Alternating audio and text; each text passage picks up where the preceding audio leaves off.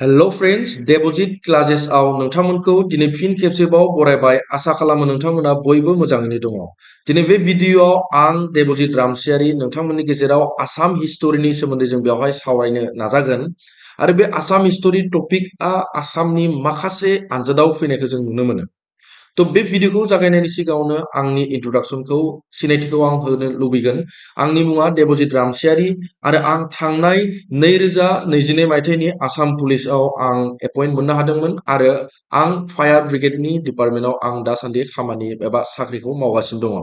तो बेनि थ्रुजों आंनि जेसेबांखिनि जा एक्सपिरियेन्स जेसेबांखिनि जा स्किलफोर दङ बेफोर गासै जिनिसफोरखौ आं भिडिअनि थ्रुजों आं मख'नो नाजागोन, एक्सपिरियेन्सफोरखौ शेयार खालामनो नाजागोन। तो आसा खालामो नोंथांमोना भिडिअखौ नायनानै मोजां मोनगोन। तो फार्स्ट अफ अल जों बेवहाय मा सोलोंगोन नोंथांमोनखौ आं क्लियार खालामनानै होनो लुबैगोन। एनसाइन्ट आसामनि सोमोन्दै जों दिनै बेवहाय फरायगोन। थामहिनबा आसामनि गोदो एनसाइन्ट माने जाहैबाय पुराना नङा होमबा? तो बे पुराना आवगायनि आसाम हिस्टरिनि सोमोन्दै जों फरायगोन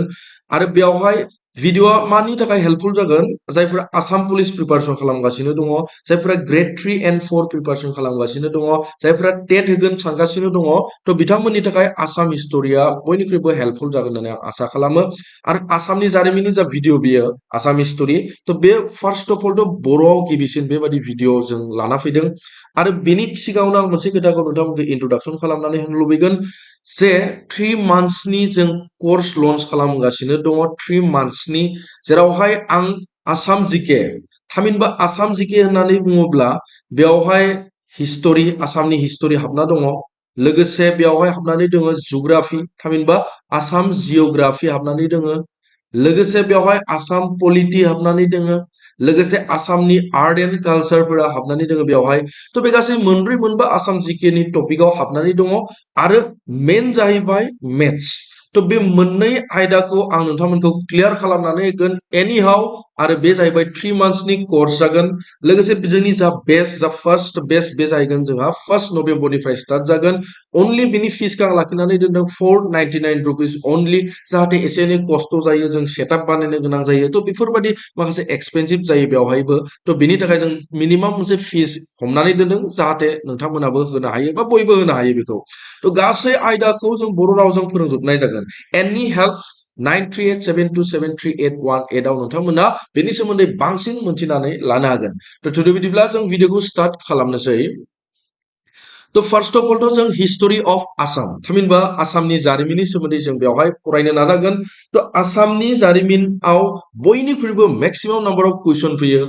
आरो बेखौ नोंथांमोना फरायनायनि सिगाङाव बे खोथाखौ मोनथिनानै लानांगोन जे आसाम हिस्टरिया मोनबेसे बाहागोआव रानजानानै दङ नङा होमबा? आसामनि जारिमिनखौ जों जुदि नायनो थाङोब्ला बेवहाय एनसाइन्ट आसाम थामहिनबा गोदोनि आसाम मोनसे पार्ट दङ, बेनि उनावहाय जोंहा मेडिभेल आसामनि दङ, गेजेर आसामनि सोमोन्दै जों फरायगोन बेवहाय, बेनि उनावहाय जों मडार्न आसामनि सोमोन्दै जों बेवहाय फरायनो नाजागोन। तो बे मोनथाम पार्टनि सोमोन्दै जों बेवहाय फरायनो नाजागोन आरो ए टु जेड गासैबो क्लियार खालामनानै होजोबगोन जों। तो एनसाइन्ट आसामावबो माखासे कमन कुइसनफोर दङ, बेफोरखौ जों सल्भ खालामजोबगोन। नोंथांमोना जेबो टेनसन दाला, जास्ट स्टेप बाय स्टेप नोंथांमोना नायलांबायल' था। आं मोनसे WhatsApp ग्रुप बानायदों, बे WhatsApp ग्रुपआव नोंथांमोना जइन जानो हागोन। डिस्क्रिप्शन बक्सआव आं लिंकखौ होना दोनदों, नाम्बारखौबो आं होना दोनखादों डिस्क्रिप्शन बक्सआवनो, नोंथांमोना थांनानै डाइरेक्ट जइन जानो हागोन जोंनि बे ग्रुपआव। तो एनसाइन्ट आसाम होननानै बुङोब्ला नोंथांमोना मिथिगौ महिरंग दानब, बर्मन डाइनास्टि, पल डाइनास्टि, तो बेफोरबायदिनि सोमोन्दै नोंथांमोना बेवहाय फरायनो मोनगोन एनसाइन्ट आसामाव। तो मेडिभेलाव नोंथांमोना मोनगोन आहमनि सोमोन्दै, कसारि किंडमनि सोमोन्दै थामहिनबा कसारि राजाफोरनि सोमोन्दै, सुतिया बंशफोरनि सोमोन्दै, खेन बंशफोरनि सोमोन्दै, कमथा किंडमफोरनि सोमोन्दै। तो बेफोरबायदिनिफ्रायबो माखासे कुइसन जों फैनायखौ नुनो मोनो। बेनि उनावहाय मडार्न आसाम, ब्रिटिश एनेक्सेसन थामहिनबा मडार्न आसामाव नोंथांमोना जा ब्रिटिशआ माबोरैहाय मोनसे कसारि किंडमखौ जा जोंनि बर'फोरनिबो दङमोन नङा होमबा? तो बेफोरबायदिखौ माबोरैहाय बिथांमोना माने दाजाबना दोनदोंमोन। लोगोसे फुलगुरि आपराइजिं थामहिनबा फुलगुरिनि जा आबादारि जांख्रिथाय दङमोन, तो बेफोरबायदिनि सोमोन्दै जों बेवहाय फरायगोन। आसाम मुभमेन्ट थामहिनबा आसाम आन्दलन जानाया, सोमावसारनाया, बेनि सोमोन्दै जों फरायनो मोनगोन बेवहाय। आरो ब्रिटिश सोमावसारनायाव जे भारतनि आन्दलन खालामनाय टाइमाव जे कनकलतामोन बायदि मानसिया ओंखारबोदोंमोन नङा होमबा? तो मडार्न आसामाव बेफोर गोदान आसामाव जों बेफोरखौ नायगिरगोन। तो जों स्टेप बाय स्टेप जों जागायलांगोन भिडिअखौ। आसा खालामो नोंथांमोना भिडिअखौ नायलांनानै मोजां मोनगोन। माखासे इन्टारेस्टिं टपिकफोर हाबनानै दङ बेवहाय। तो एनसाइन्ट आसाम तो जों फार्स्ट अफ अल जों एनसाइन आसामनि सोमोन्दै जों बेवहाय नायग्रोगोन तो पुराना आसामाव जों मा मोनो तो गोसोआव लाखि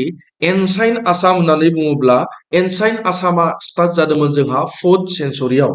तो गोसोआव लाखि नोंथांमोना तो 4th सेन्चुरियाव जोंनि जा पुराना आवगायनि आसाम दंमोन तो बे स्टार्ट जादोंमोन थामहिनबा बियो 4th निफ्राय जागायनानै 12 नङा होमबा तो बे 12th सेन्चुरिनि गेजेराव जोंहा एनसाइन आसामनि पेरियडा सोलिदोंमन नोंथांमोना मोनसेल' खोथा गोसोआव लाखि जे आसामनि पुराना आसामा माला स्टार्ट जादोंमोन नङा होमबा तो बे जाहैबाय 4th सेन्चुरियाव आरो आं जाबादि नोट्सखौ होदों दे नोंथांमोननो बेफोर गासैखौबो बुंनो थाङोब्ला माने नोंथांमोना स्क्रिनशट खालामनानै लाखिनो हागोन आदारवाइज नोंथांमोना बोहि कलम लानानै नोंथांमोना बेखौ मा खालामनो हागोन सेबखांना लानो हागोन अके तो आसामनि पुराना आसामा एनसाइन आसामा जोंहा स्टार्ट जादोंमोन 4th सेन्चुरियाव लोगोसे जों बेवहाय आसामनि सोमोन्दै एसे माने इन्ट्रोडक्शनखौ जों नायनो लुबैगोन तो बे आसामखौ जा आसाम नाम मोनगासिनो दङ जों दा बे आसामा जाहैबाय आवगायाव प्रागज्योतिषपुर होननानै बुङोमोन ओके तो आसामखौ आवगायाव मा नाम होदोंमोन जों प्रागज्योतिषपुर बेखौ नोट खालामनानै लाखि नोंथांमोना जायखौ इंराजियाव मा नाम बुंदोंमोन नाम बुंदों city of eastern lights okay तो सिटी अफ मा नाम बुंदों इस्टार्न लाइट्स होननानै बुंदोंमोन बेखौ गोसोआव लाखि नोंथांमोना तो बेखिनिसिम क्लियार जादों नङा होमबा आसामनि पुराना आवगायनि गोदोनि मुङा मामोन प्रागज्योतिषपुर आरो बेखौ इंराजियाव नायनो थाङोब्ला सिटी अफ इस्टार्न लाइट्स तो बेनि उनावहाय आरोबाव दङ आहमफोरा बेखौ मुं होदोंमोन आसामखौ मुं होदोंमोन जों आहमनि सोमोन्दै नेक्स्टआव आरो मोजाङै नागिरगोन बाट आहमखौ आहम माने आहम राजाफोरा मा होनदोंमोन आसामखौ नुं दुन सुन खाम थामहिनबा बिथांमोननि आहम माने माबायाव रावाव नङा होमबा तो बेखौ मा खालामबाय इंराजियाव जों जुदि नायोब्ला होनना बुंदों बेखौ कान्ट्रि अफ गोल्डेन गार्डेन्स होननानै बेखौ बुंनाय जायो बेखौबो गोसोआव लाखि इंराजियाव मा होनना बुंदोंमोन कान्ट्रि अफ गोल्डेन गार्डेन्स बा आहमफोरा आसामखौ मा होननानै बुंदोंमोन होनना बुङोब्ला नुंदुन सुन खाम बेबो गोसोआव लाखि नोंथांमोना तो फार्स्ट अफ अल जों स्टार्ट खालामनायनि सिगाङाव जों दानब डाइनेस्टिनि सोमोन्दै जों बेवहाय फरायगोन जे एनसाइन जा पुराना आसाम हिस्टरि दङमोन नङा होमबा तो बेवहाय जारिमिनाव मा दङमोन दानब डाइनेस्टि दानब राज फोलेरनि सोमोन्दै जों बेवहाय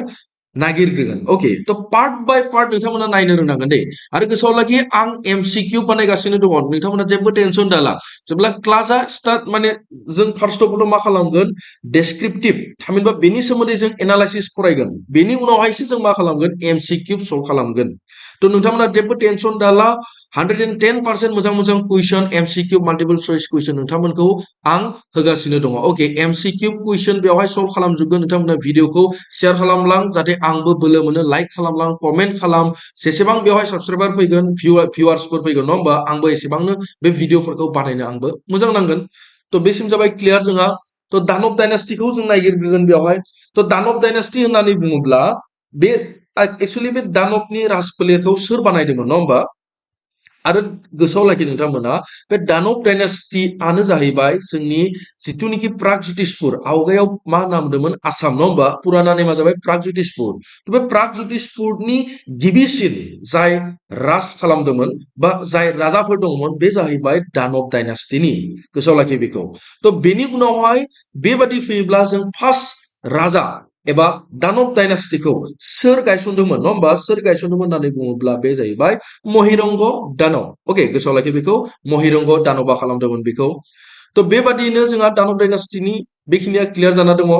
तो महिरंग दानबनि सोमोन्दै बेवहाय जों स्टार्ट खालामनायनि सिगाङाव आं भिडिअखौ बेखिनियावनो फोजोबगोन मानोना भिडिअआ जोंहा अलरेडि 10 मिनिट जासिगोन तो जों नेक्स्ट पार्टआव जों नायलायगोन बेखिनिखौ दिनै फार्स्ट पार्ट दानब डाइनास्टियाव जों क्लियार खालामबाय उनावहाय आरो मोजाङै नायबावगोन आसा खालामो नोंथांमोना बयबो मोजां नांलांदों आरो आं बेवहाय बेखौनो बुंनो नागिरगोन जे नोंथांमोना जुदि दासिम चेनेलखौ साबस्क्राइब खालामाखै एबा शेयार खालामाखै अननानै नोंथांमोना आं शेयार खालाम नोंथांमोनखौ खावलायगोन जे एनसाइन आसाम पुलिस जायफोरा फरायदों ग्रेड 3 4 टेटनि सोमोन्दै जाय सोलोंगासिनो दङ बिथांमोननि थाखाय भेरि भेरि हेल्पफुल जागोन बे भिडिअआ आरो नोंथांमोना जुदि इन्टारेस्ट नांदों बा गासै फुल भिडिअफोरखौ नांजोबगोन नोंथांमोनखौ जों रिक्वेस्ट खालामगोन जे आसाम जिकेनि आरो मेथ्स आं बे मोननै आयदाखौ एनि हाउ लागोन 1 नभेम्बरनिफ्राय स्टार्ट जागोन बेसा अनलि 499 रुपिस दङ लोगोसे WhatsApp नाम्बार होना होनखादों माबाफोर जुदि बुजि मोनाखै नोंथांमोना जोंनाव सोंनो हागोन भिडिअखौ जोबथासिम नायनायनि थाखाय नोंथांमोनखौ रोजा रोजा साबायखर बावो थेंक इउ